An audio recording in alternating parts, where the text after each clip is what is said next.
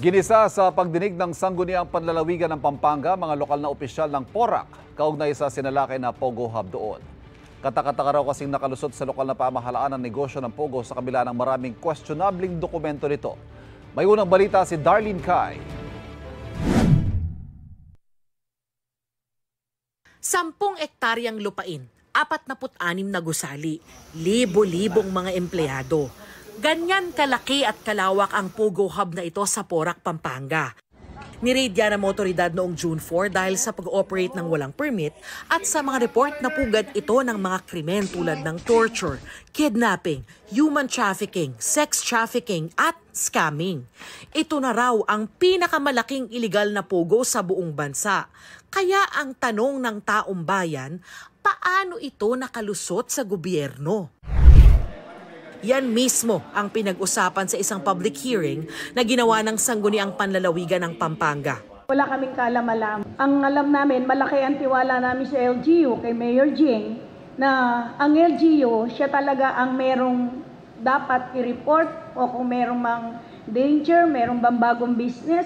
Hindi ko po papayagan ng kahit anong krimen, hindi ko po ito tolerate sa aming teritoryo. I will reiterate, I will stand my position. I'm not protecting Pogo or anyone. Ginisa sa hearing ang local government officials ng Porac sa pangunguna ni Mayor Capil. Lumabas kasi sa pagdinig na tuloy-tuloy na nabigyan ng business permit ang Lucky South 99 na operator ng Pogo Hub mula yan 2019 hanggang 2023 sa kabila ng kakulangan sa mga requirements at dokumento. Wala raw silang permit mula sa DENR Environmental Management Bureau. Kulang din daw sila sa kinakailangang occupancy permits. As of today, on the record, how many were occupancy permits issued by your office? Hindi pa po namin nakita yung occupancy nila na ano. Number 2, dun sa second application nila na building permit, meron ba kayo na-issue occupancy permit? 27 occupancy permit dun sa 27 building po. Dun sa pangatlong application nila, ilang buildings yan? Unit? 13 po. Yun po, walang occupancy, Mr. 13 Chair. buildings. Iginagulat din ng provincial board members pati kinatawan ng Pampanga Chamber of Commerce and Industry na sa loob lang ng isang araw nabigyan na ng business permit ang Lucky South 99 noong 2019. I am the current business permit and licensing officer po. I just assumed office.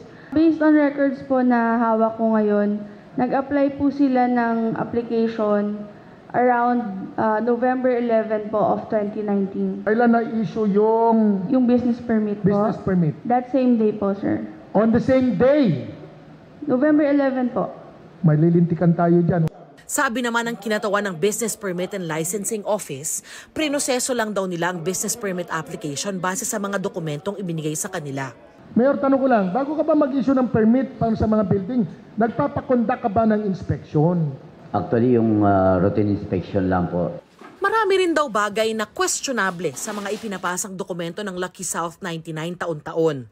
Base sa kanilang business permit application mula 2019 hanggang 2023, naglalaro lang daw sa 2 hanggang 7 ang kanilang mga empleyado. Hindi na rin binigyan ng Porac LGU ng business permit ang Pogo Hub ngayong taon dahil daw sa violation na nakita ng BFP. Sabi ni Mayor Capil, patunay itong hindi niya kinukonsinte ang Lucky South 99. Base mismo sa mga dokumentong ibinigay ng Porac LGU sa committee hearing, 2 beses nang humingi ng assistance ang Porac PNP sa LGU para inspeksyonin ang Lucky South 99 Pogo Hub. Isa noong August 25, 2023 at ang huli ay nito lang March 24, 2024. Napasok at ininspeksyonan ng LGU kasama ang local police ang Lucky South 99 Pogo Hub Agosto noong nakaraang taon. Base sa isinumite nilang inspection report, nakita nilang wala raw drainage canal sa labas ng compound kaya umaapaw ang maraming tubig. Bakit ang report yung drainage? Ano ba yun? Yung drainage? Yung ba yung intent? We were assisted also by the PNP. However, we did not receive findings on the part of PNP pursuant to their specific request. Nitong Marso lang, sumulat uli ang PNP sa Porac LGU. Sabi sa liham ni Police Colonel Levy Basilio, ang Provincial Director ng Pampanga kay Porac Mayor Kapil, may mga natanggap daw silang ulat tungkol sa mga iligal na operasyon tulad ng money laundering, kidnapping at iba pang karahasan sa Pogo Hub sa Porac. Kaya humihingi sila ng tulong mula sa LGU para matukoy at maipasara ang mga Pogo company sa Porac na wala raw permit. Pero una nang sinabi ni Mayor Kapil, hindi sila pinayagang pumasok sa loob ng compound. Even the PAOK, they need a search warrant to enter the premises na. Kaya kami talaga wala po kaming power.